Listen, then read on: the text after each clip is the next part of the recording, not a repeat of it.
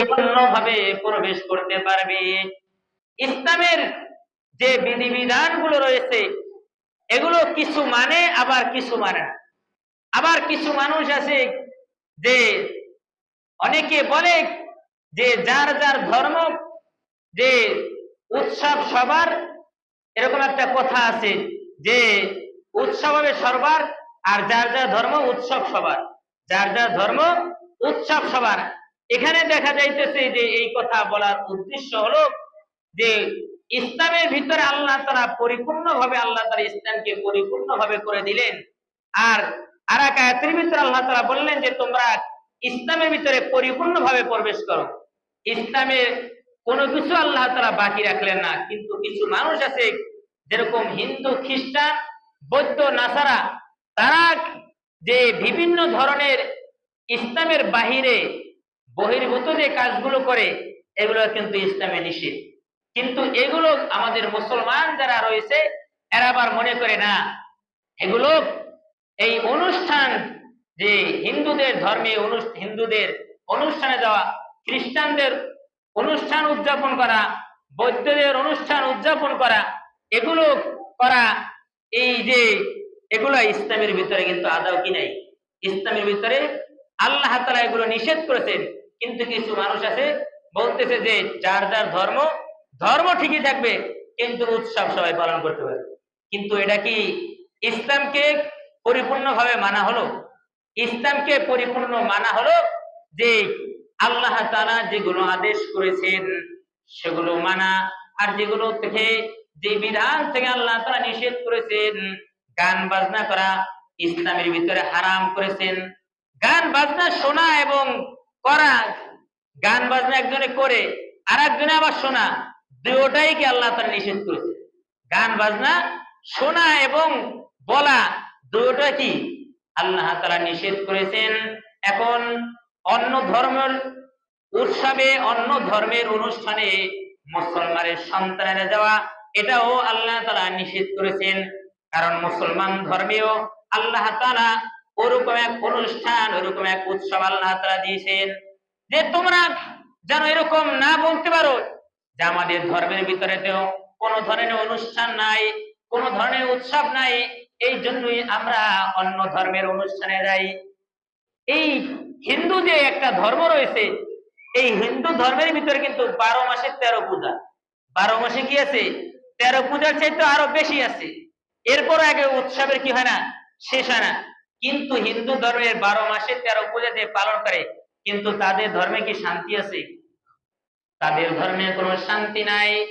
কোন মুসলমানের সন্তান হিন্দু হয়ে গেছে, বৌদ্ধ হয়ে গেছে, খ্রিস্টান হয়ে গেছে, এরপরে অন্য ধর্ম অবলম্বী হয়ে গেছে, অন্য ধর্মের অনুসারী হয়ে গেছে, এটা খুব একেবারেই কম।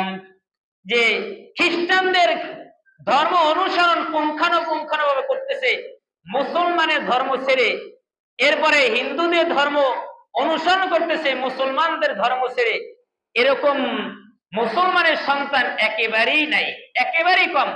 কিন্তু খ্রিস্টান থেকে ইসলাম ধর্ম গ্রহণ করেছে, বৌদ্ধ থেকে ইসলাম ধর্ম গ্রহণ করেছে, হিন্দুদের থেকে হাজার হাজার নয় অনেক মানুষ, লক্ষ পর্যন্ত মানুষ ইসলাম ধর্ম গ্রহণ করেছে। করছে না? করছে। বহুত প্রমাণ আছে যে হিন্দুদের ধর্ম এটা একটা কোন ধর্ম না, যেই ধর্মের ভিতরে একটা মানুষ আল্লাহ তাআলা সম্মানী হিসেবে দুনিয়াতে পাঠাইছেন, সম্মান দিয়া পাঠাইছেন। এই মানুষটাকে আল্লাহ তাআলা শুরু লগ্ন থেকে নিয়ে মৃত্যুর আগ পর্যন্ত মানুষটা মারা যাবে, এরপরে যেন তাকে অবহেলাবশত একটা পশু পাখি যেরকম মৃত্যুবরণ করে, তাকে যেভাবে মন চায় সেভাবে, অনেকের পশু মারা গেলে নদীতে ফেলে দেওয়া হয়, অনেকের পশু মারা গেলে রাস্তাঘাটে ফেলে দেওয়া হয়, অনেকের পশু এরকম কেউ মাটির ভিতরে গর্ত করেও রাখে।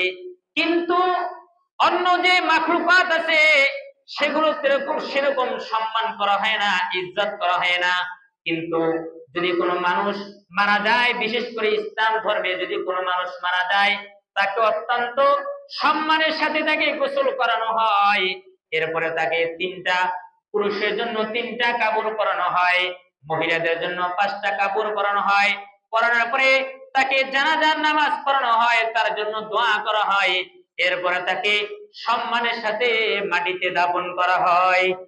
এটা আল্লাহ তাআলা শুরুতেও, আল্লাহ তাআলা যখন বান্দা দুনিয়াতে আসছেন তখন আল্লাহ তাআলা তাকে সম্মান দান করেছেন। কিরকম সম্মান দান করেছেন? যে বান্দা যখন, মুসলমানের সন্তান যখন দুনিয়াতে আসে, নবী পয়গম্বরের সুন্নাত হলো, যদি এরকম কোন মুসলমানের সন্তান যখন দুনিয়াতে আসবে, তার ডান কানে আজান দিবে আর বাম কানে ইকামত দিবে, এবং তাকে সম্মানের সাথে তাকে লালন পালন করে তাকে ইসলামের বিষয় শিক্ষা দিবে। আর এটা অন্য কোন ধর্মের ভিতরে আছে? হ্যাঁ, অন্য ধর্মের ভিতরে আছে কি?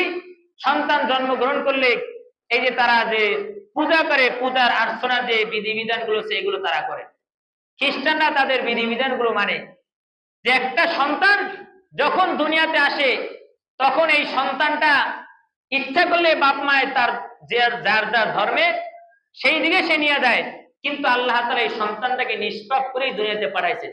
সে হিন্দু ধর্মে জন্মগ্রহণ করুক, বৌদ্ধ ধর্মে জন্মগ্রহণ করুক, অথবা অন্য কোন ধর্মে জন্মগ্রহণ করুক, যখন এই সন্তান নিষ্পাপ হয়ে দুনিয়াতে আসে, পিতামাতার কর্তব্য হলো এই সন্তানকে কোরআন হাদিস শিক্ষা দেওয়া।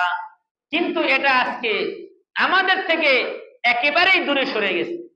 কোরআন শিক্ষা, অনেকে তো আছে বাচ্চা জন্মগ্রহণ করলে ডান কানে আজান আর বাম কানে ইকামত দিতে হবে, এটা পর্যন্ত জানে না। কারণ